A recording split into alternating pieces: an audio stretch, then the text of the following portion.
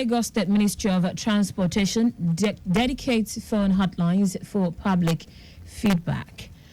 Federal government affirms resolve to stop issuance of mining licenses to investors without local value addition. On the foreign gas explosion rocks private coal pit in Pakistan. In sport, Turkish Football Federation Disciplinary Committee sets April 2 for hearing on Bright Osai case. Now the details. I am Taiwo Baruwa. Lagos State Ministry of Transportation has announced dedicated phone lines aimed at facilitating public feedback and complaints regarding the activities of the ministry and its officials. Commissioner for Transportation Oluwaseun Oshiyemi said the phone numbers will provide citizens with a dial to express their concerns, report grievances, and provide valuable feedback on transportation-related matters. She noted that this is a recognition of the importance of fostering transparency, accountability, and responsiveness in governance. He listed the hotline for lodging complaints and providing feedback as 0902 000900 or 0902 004000. The Commissioner encouraged members of the public to utilize this service responsibly by providing accurate information and details when lodging complaints or sharing feedback. The Lagos State House of Assembly has agreed to organize a public hearing as part of urgent solutions to tackle the menace of land grabbing in the state. The planned stakeholders meeting will be encompassing, involving the state government, the police, the judiciary, the traditional rulers, and others. Speaker of the House, Mudashiru Obasa, at plenary said land grabbing has become a serious issue that is beyond disturbing but rather chaotic, with many people killed, maimed, or locked up without trial. They take people from Lagos all the way to Abuja and lock them up, forcing them to make undertaking that they will never go back to that land, their property, just because we have a set of people called land grabbers and everybody. That's their business, that's their profession, and they are everywhere. Otherwise, someone will just rise up and approach somebody's property and still exude such boldness and confidence and still bring police to support him. Obasa also raised concerns over delays and multiple judgments from courts, while urging the state government to consider commensurate compensations for landowners whose properties are taken over in overriding public interest. Meanwhile, the Lagos State House of Assembly has commiserated with the Olubadan in Council over the demise of Obalekan Balogun, the 42nd Olubadan. The House also condoled the Nigerian Army over the killing of its personnel in Delta.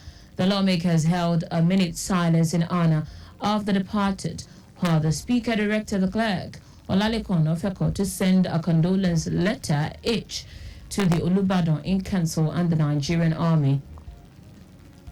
Lagos State Fire and Rescue Service has mobilized its personnel to a fire emergency at the intersection of Nnamdi Azikiwe and Dosemo in Idumota, Lagos.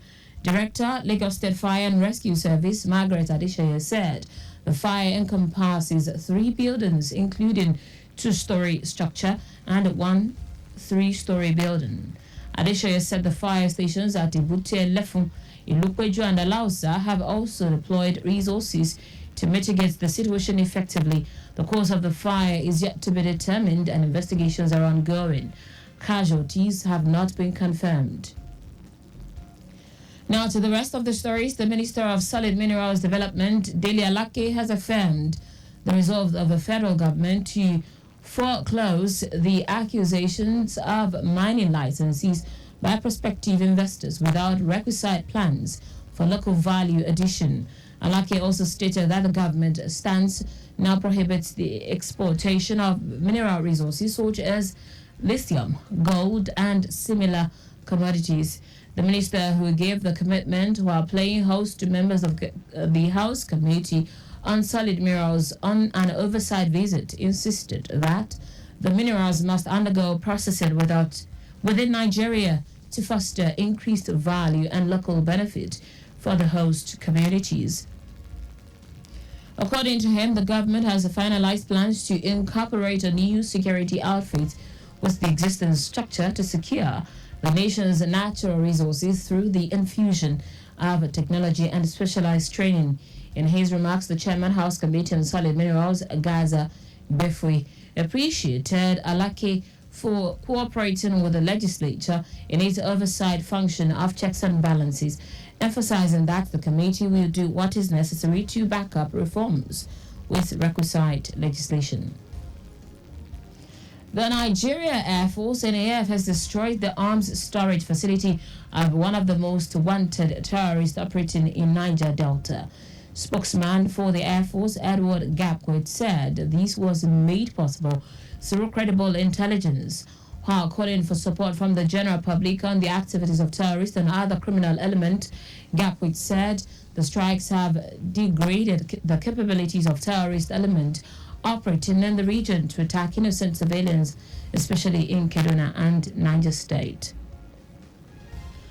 The General Assembly of the United Nations, in its resolution, proclaimed the 20th of March as the International Day of Happiness, recognizing the relevance of happiness and well-being as universal goals and aspirations in the lives of human beings around the world, and the importance of their recognition in public policy objectives.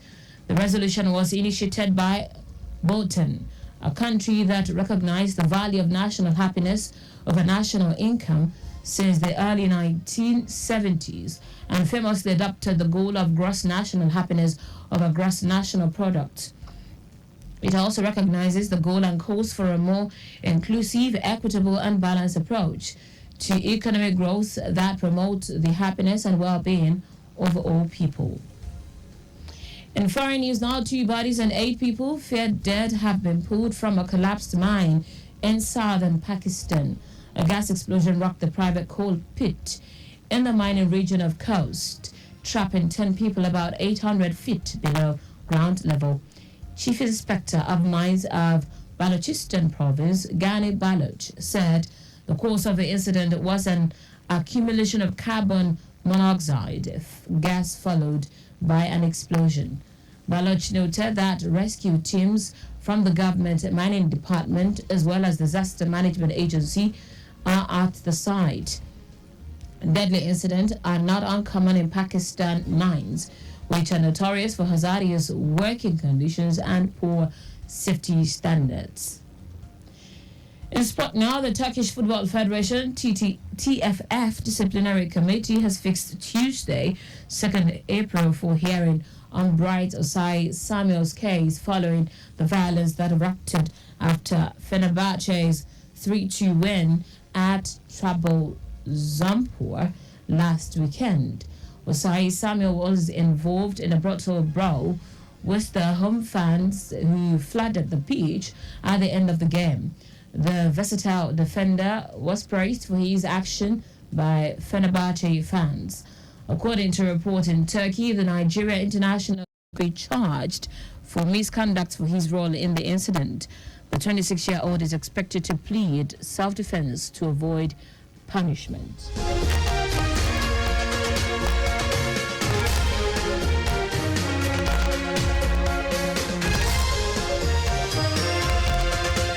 That's it on the news at noon, but just before we go, please do not drive beyond specified speed limit.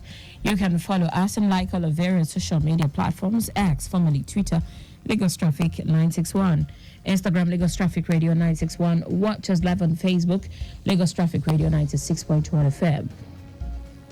On YouTube, subscribe and watch all the previous programs and news on our channel, Traffic Radio 961.